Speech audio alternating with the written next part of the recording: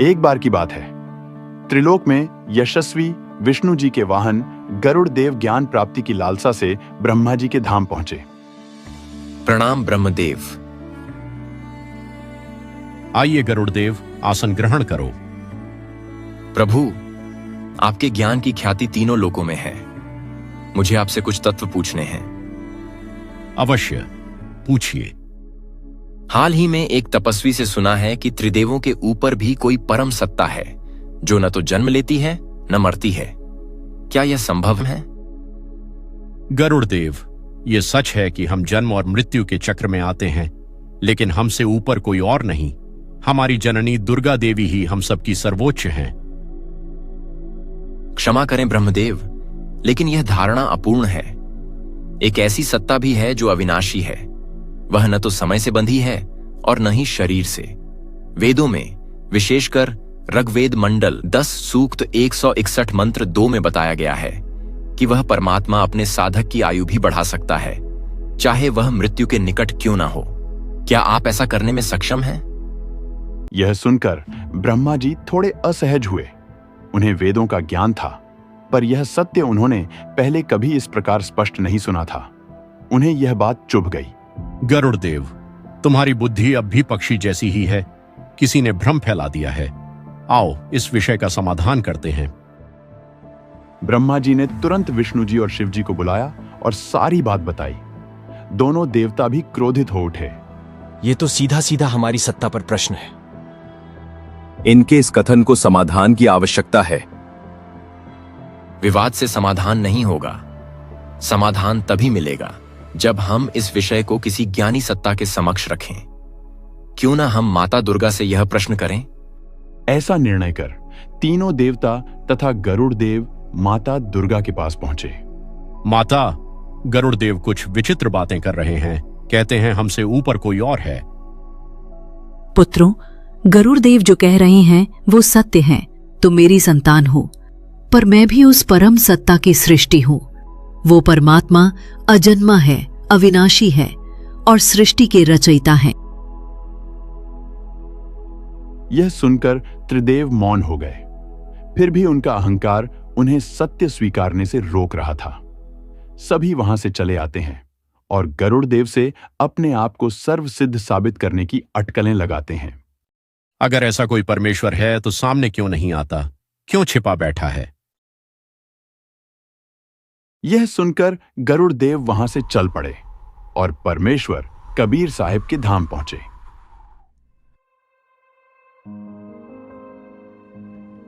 क्या हुआ गरुड़ देव? त्रिदेवों ने आपकी बात मानी या नहीं? प्रभु, आपने जो कहा था वही हुआ। उन्हें सत्य स्वीकारने में कठिनाई हो रही है। गरुड़ देव, मृत्युलोक में बंग देश में एक ब्राह्मण पुत्र है जिसकी आयु अब अल्प है। वो त्रिदेवों का उपासक है। मैंने उसे पहले ही बताया था कि उसकी मृत्यु निकट है, पर वह मेरी बात नहीं मानता। अब समय है कि त्रिदेव स्वयं देख लें कि वे क्या कर सकते हैं। तुम उस बालक को लेकर त्रिदेवों के पास जाओ और जो भी आगे करना हो वह मुझसे ध्यान द्वारा जान लेना। गरुड़ देव बालक को लेकर त्रिदेवों की सभा में पहुंचे।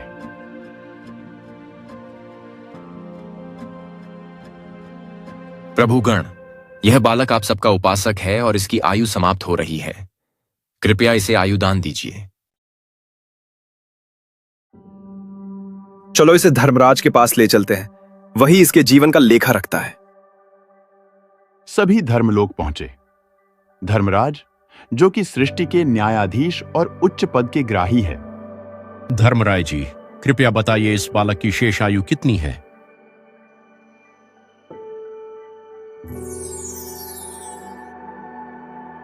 इस बालक की शेष आयु मात्र 3 दिन है। क्या आप इसकी आयु बढ़ा सकते हैं? क्षमा करें विष्णुनाथ, ऐसा मेरे बस की बात नहीं। यह विधि विधान के विरुद्ध दुस्साहस है। यह हमारा परम भक्त है। क्या आप हमारा इतना भी मान नहीं रख सकते? मैं कुछ नहीं कर सकता। यदि आप में से कोई अपनी आयु में से देना चाहे तो बात अलग है। यह सुनकर सभी देव चुप हो गए। हाँ, कभी कभी पूर्ण शक्ति युक्त परमात्मा की कृपा से किसी की आयु बदल जाती है, पर यह किसी के भी वश की बात नहीं। त्रिदेव असहाय होकर लौट आए।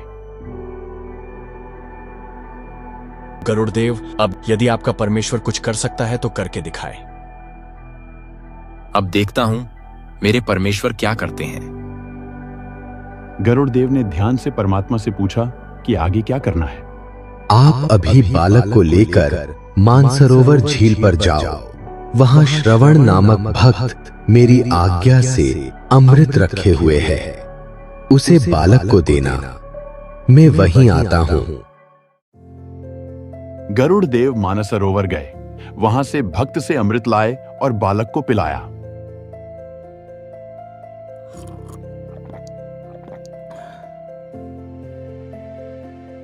पुत्र, यह अमृत केवल प्रतीक है, जीवन दाता तो पूर्ण परमात्मा है। तुम जिन त्रिदेवों की भक्ति करते थे, देख लिया कि वे कुछ नहीं कर सके। अब यदि सच में जीवन रक्षा चाहिए तो पूर्ण परमात्मा से दीक्षा लो। उसी समय परमेश्वर कबीर साहिब प्रकट हुए। हे प्रभु, मुझे क्षमा करें, मैं आपको पहचान नहीं पाया।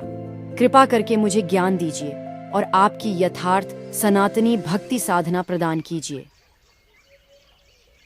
बेटा, जो हुआ वह मोह का परिणाम था। अब सतभक्ति से जीवन सफल करो।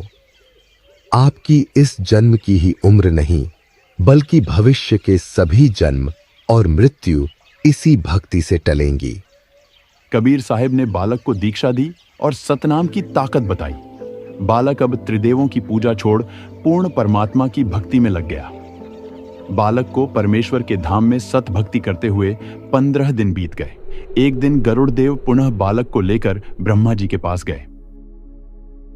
ब्राह्मण, यह वही बालक है जो कुछ दिन पहले ही मृत्यु की कगार पर था। अब यह जीवित है, मेरे गुरुदेव के आशीर्वाद से। असंभव, यह बालक वो नहीं हो सकता। इसे तो मर जाना था, कैसे बच गया ये? विष्णु जी और शिव जी भी आ गए। बालक को देखकर सभी आश्चर्यचकित थे। इसे धर्मराज के पास ले चलते हैं। सभी फिर से धर्मराज के पास पहुंचे। बालक के साथ हुए करिश्मे की जांच के लिए धर्मराज से पूछना चाहा। धर्मराज जी, कृपया बताइए, इस बालक की शेष आयु कितनी है? क्या यह वही बालक है? हाँ, यह वही बालक है और आज बिल्कुल स्वस्थ है। क्या आप अब इसकी उम्र बता पाएंगे कि यह कितने दिन और जी पाएगा?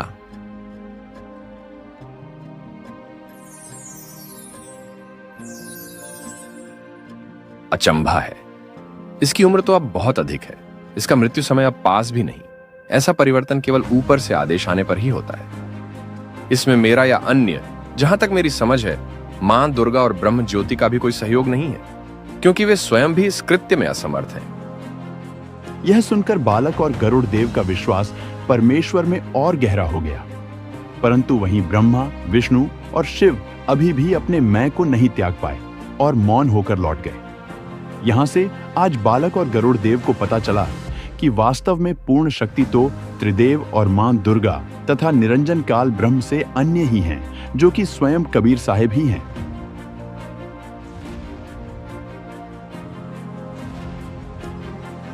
ये 2D एनिमेशन संत रामपाल जी महाराज के सत्संग प्रवचनों का अंश मात्र है। संपूर्ण आध्यात्मिक ज्ञान प्राप्त करने के लिए अवश्य सुनिए संत रामपाल जी महाराज जी के मंगल प्रवचन। आप संत रामपाल जी महाराज जी के मंगल प्रवचन संत रामपाल जी महाराज एप्लीकेशन पर भी सुन सकते हैं तथा उनके द्वारा लिखी पुस्तकें भी डाउनलोड कर सकते हैं।